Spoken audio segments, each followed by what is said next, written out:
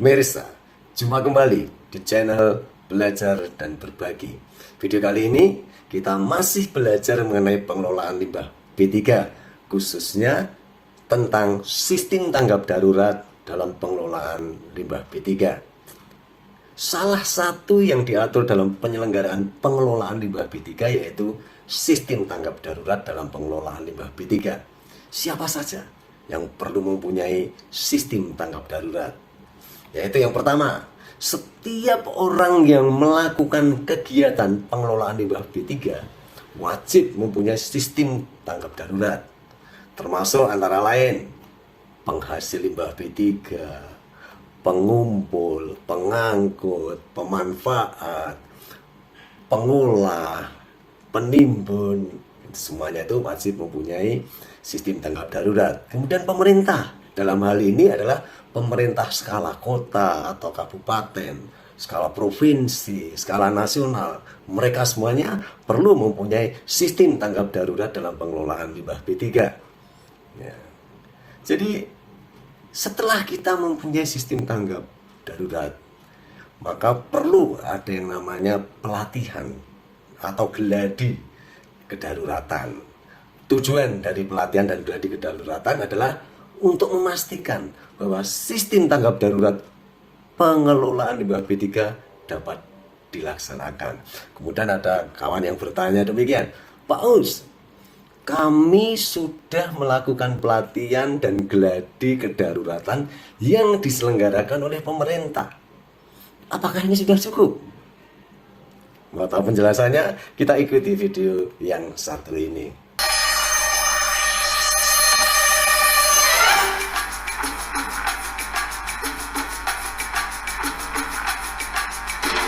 Pemirsa, di dalam peraturan pemerintah nomor 22 tahun 2021 tentang penyelenggaraan perlindungan dan pengelolaan lingkungan hidup, salah satunya yang diatur yaitu tentang pengelolaan limbah B3.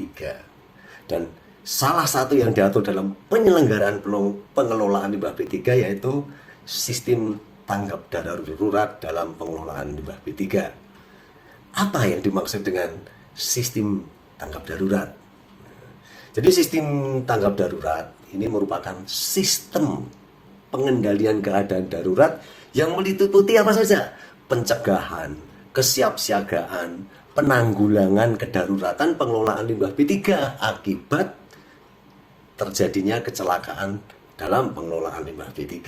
Jadi ada 3 kegiatan di dalam sistem tanggap darurat, yaitu satu tadi ya, pencegahan kedaruratan pengelolaan limbah B3 dengan melalui cara apa?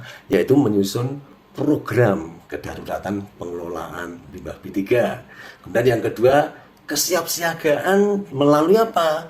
Melalui pelatihan dan geladi kedaruratan dalam pengelolaan limbah B3.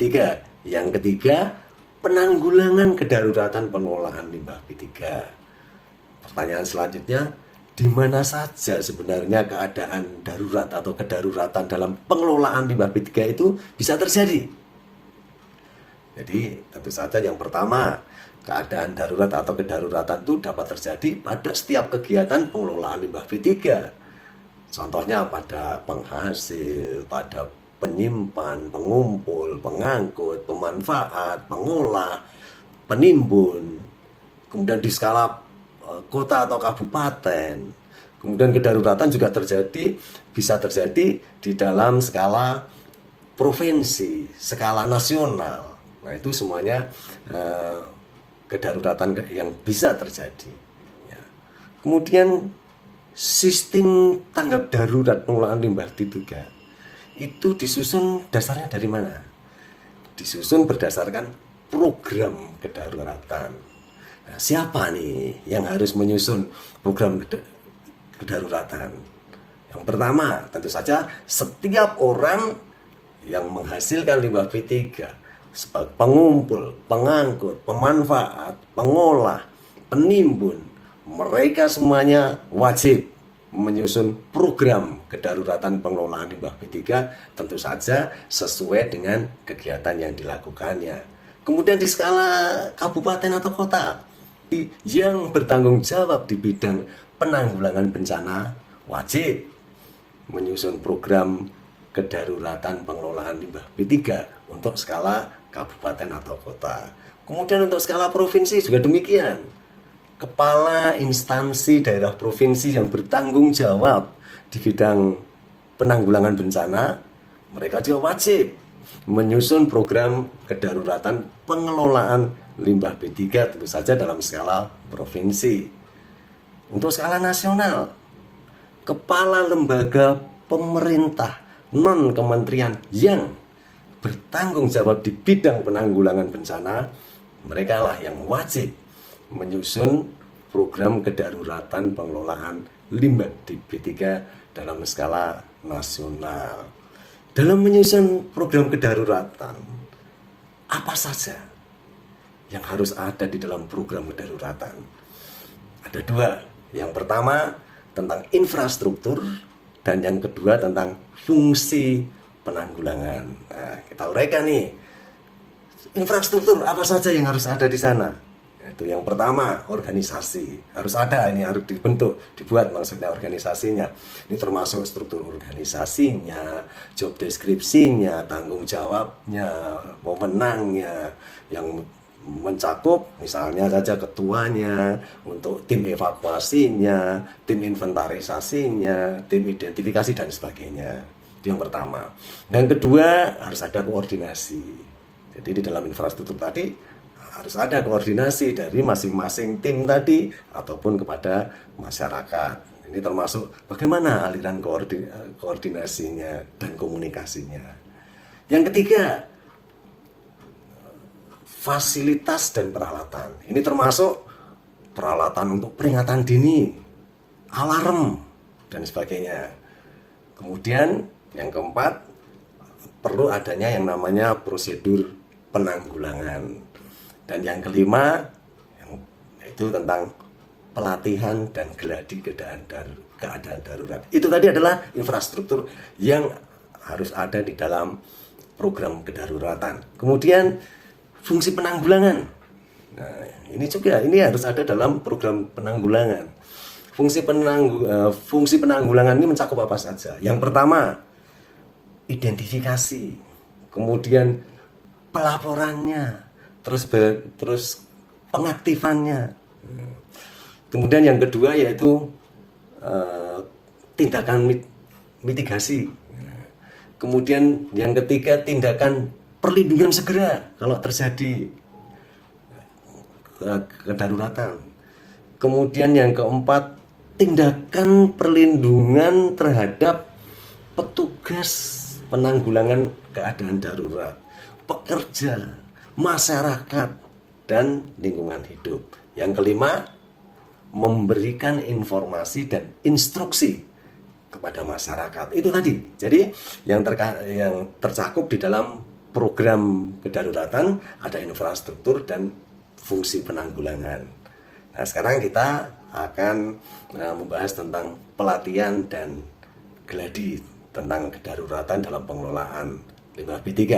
Jadi sistem tanggap darurat yang sudah disusun tentu harus dapat dilaksanakan. Dan salah satu cara untuk memastikan bahwa sistem tanggap darurat sudah dapat dilaksanakan yaitu dengan pelatihan atau geladi. Jadi tujuan dari pelatihan atau geladi yaitu untuk memastikan sistem tanggap darurat dalam pengelolaan limbah B3 dapat dilaksanakan. Pertanyaan berikutnya, siapa yang wajib menyelenggarakan pelatihan atau geladi? Dan berapa sering pelatihan atau geladi ini harus diselenggarakan? Yang pertama, tentu saja yang wajib melakukan pelatihan dan geladi adalah setiap orang yang mempunyai kegiatan dalam pengelolaan limbah B3, yaitu sebagai penghasil, pengumpul, pengangkut, pemanfaat, pengolah, penimbun. Nah, mereka-mereka ini wajib menyelenggarakan pelatihan dan geladi kedaruratan, terutama tentu saja sesuai dengan kegiatan yang dilakukannya. Berapa sering? Paling sedikit 1 kali dalam 1 tahun. Nah, kemudian skala kabupaten atau skala kota. Ini pelatihan dikoordinir oleh kepala instansi daerah kabupaten atau kota yang bertanggung jawab di bidang penanggulangan bencana. Dan tentu saja dilaksanakan berdasarkan program kedaruratan dalam pengelolaan limbah B3 skala kabupaten atau skala kota. Ya, siapa saja yang ikut serta dalam pelatihan atau geladi kedaruratan skala kabupaten atau kota? Pertama, setiap orang yang melakukan kegiatan pengelolaan limbah B3 seperti tadi, si penghasil, pengangkut, pengumpul, pemanfaat, pengolah, penimbun, itu tadi harus ikut. Terus yang kedua yang harus ikut lagi, yaitu instansi lingkungan hidup kabupaten atau kota. Kemudian yang ketiga yaitu instansi terkait lainnya di kabupaten atau di kota yang bersangkutan. Itu tadi adalah pelatihan yang harus peserta pelatihan di tingkat kabupaten atau kota. Berapa sering pelatihan di tingkat kabupaten atau kota ini? Paling tidak 1 kali dalam 2 tahun. Kemudian yang ketiga yaitu untuk skala provinsi. Skala provinsi, pelatihan atau geladi ini dikoordinir oleh kepala instansi daerah provinsi yang bertanggung jawab di bidang penanggulangan bencana. Dan tentu saja dilaksanakan berdasarkan program kedaruratan pengelolaan limbah B3 pada skala provinsi. Siapa saja yang harus ikut nih dalam pelatihan geladi kedaruratan di tingkat provinsi? Yang pertama, lagi-lagi adalah setiap orang yang melakukan kegiatan dalam pengelolaan limbah B3 seperti tadi penghasil, pengumpul, pengangkut, pemanfaat, pengolah, penimbun. Yang kedua, instansi lingkungan hidup provinsi. Yang ketiga, instansi lain yang terkait di provinsi. Di tingkat provinsi berapa sering pelatihan atau geladi dilakukan? Yaitu paling tidak 1 kali dalam 3 tahun.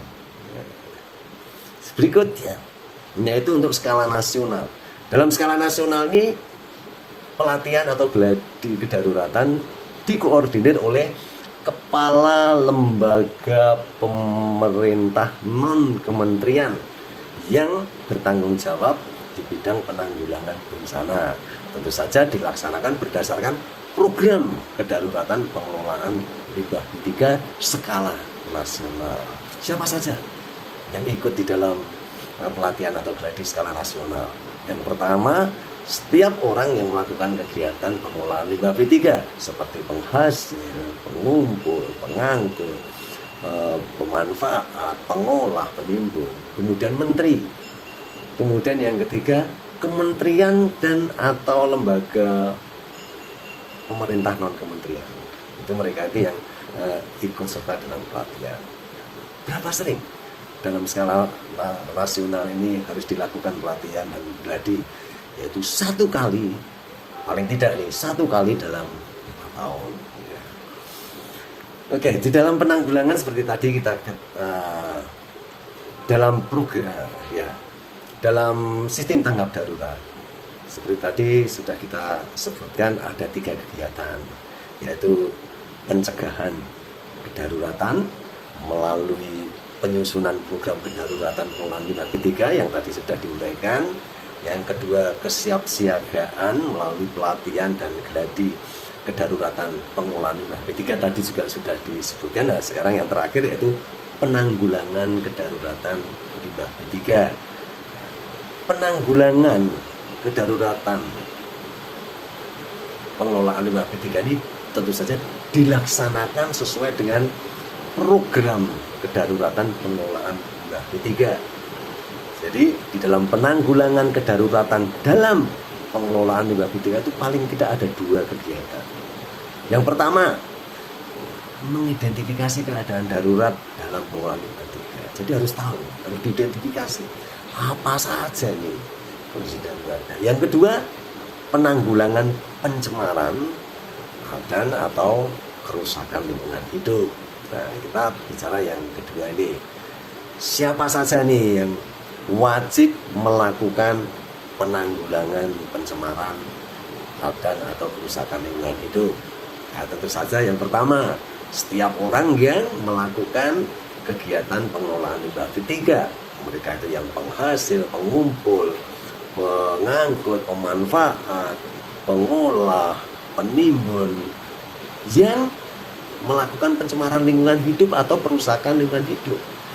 Kalau mereka melakukan pencemaran lingkungan hidup atau perusakan lingkungan hidup, mereka wajib melaksanakan penanggulangan pencemaran lingkungan hidup dan atau perusakan lingkungan hidup. Yang kedua siapa lagi? Yaitu setiap orang yang melakukan dumping atau pembuangan limbah B3 yang melakukan pencemaran lingkungan hidup dan atau kerusakan lingkungan hidup. Mereka ini wajib melaksanakan penanggulangan pencemaran lingkungan hidup dan atau kerusakan lingkungan hidup. Nah, sekarang pertanyaannya, bagaimana caranya melakukan penanggulangan pencemaran dan atau kerusakan lingkungan hidup? Jadi untuk penanggulangan pencemaran dan atau kerusakan lingkungan hidup itu setidaknya dilakukan dengan 3 tahap. Yang pertama, 3 tahap atau 4 tahap. Yang pertama, pemberian informasi mengenai peringatan adanya pencemaran dan atau kerusakan lingkungan hidup kepada masyarakat.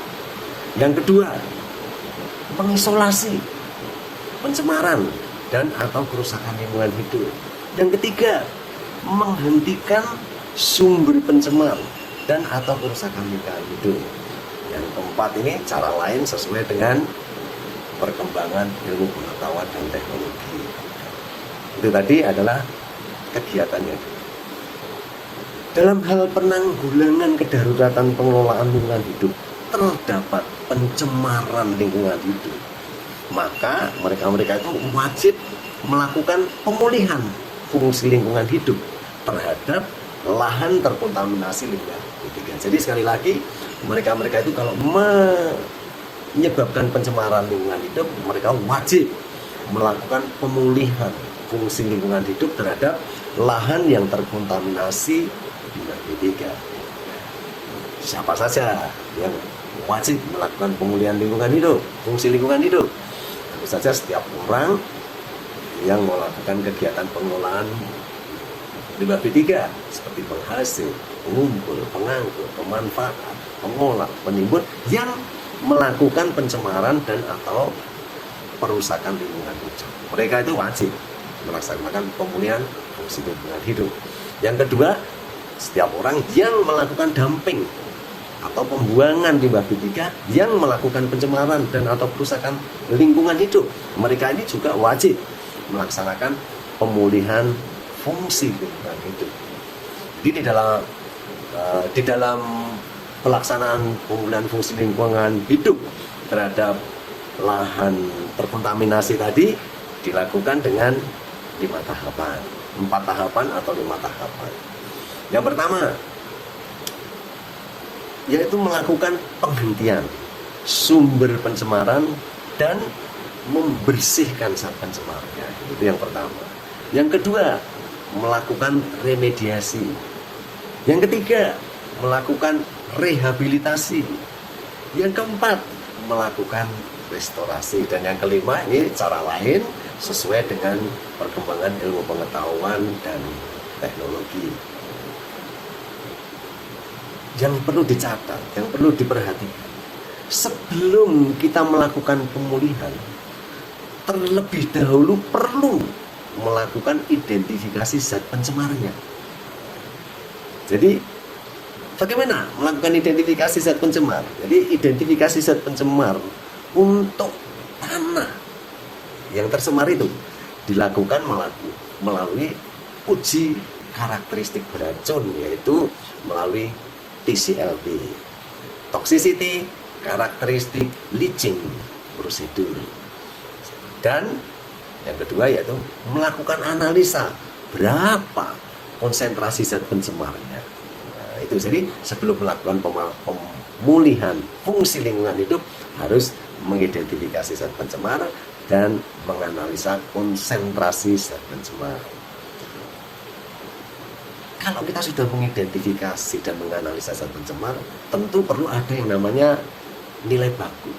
nilai baku zat pencemar tersebut. Nah, ini nilai baku ini bisa dilihat atau tercantum di dalam lampiran 13 Peraturan Pemerintah Nomor 22 Tahun 2021. Setelah kita mengidentifikasi zat pencemar dan menganalisa konsentrasinya, kemudian kita akan tahap selanjutnya kita akan dapat menetapkan bagaimana cara pengelolaan tanah yang tercemar tersebut. Jadi setelah kita tahu mengidentifikasi zat pencemarnya, jumlahnya, konsentrasinya berapa, kita bisa menetapkan bagaimana cara mengelola tanah yang tercemar tersebut. Ada 4 cara pengelolaan tanah yang tercemar.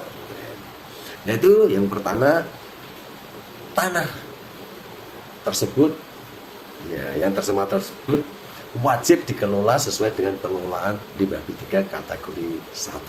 Ini apabila apa nih? Apabila konsentrasi zat pencemarnya itu lebih besar dari TCLPA dan atau konsentrasi di TKA, total konsentrasi A. Jadi di sana ada kolom TCLA, TCLPA, TCLPB. Kemudian yang kedua,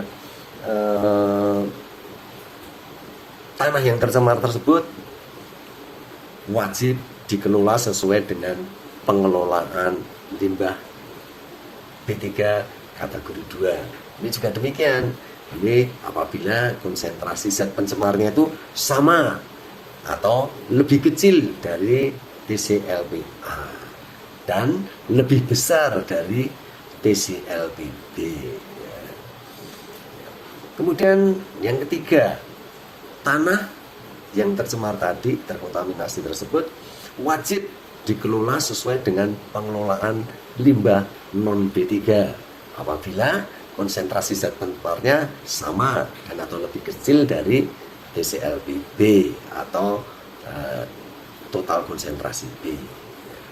Yang keempat itu tanah yang tercemar tersebut dapat digunakan sebagai tanah pelapis dasar.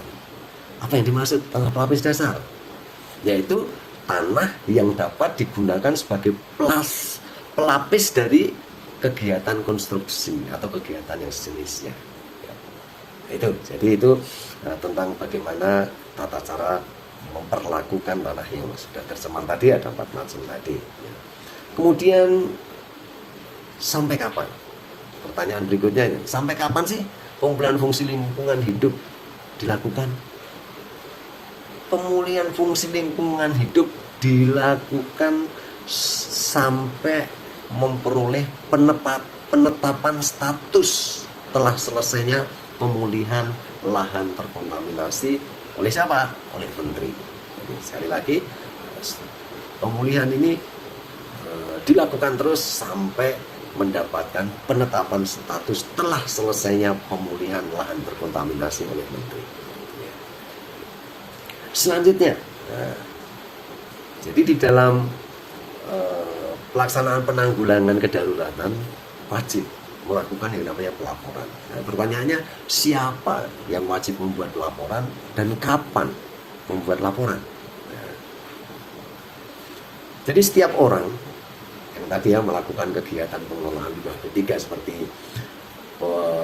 penghasil, pengumpul, pengangkut, pemanfaat, pengolah, penimbun berdasarkan program kedaruratan sesuai dengan kegiatan pengelolaan limbah B3 yang dilakukannya itu wajib melaksanakan kegiatan penanggulangan kedaruratan jika terjadi keadaan darurat dalam pengolahan limbah B3 yang dilakukan. Itu jelas ya. Nah, pelaksanaan kegiatan penanggulangan kedaruratan ini wajib dilakukan secara tertulis dan berkala.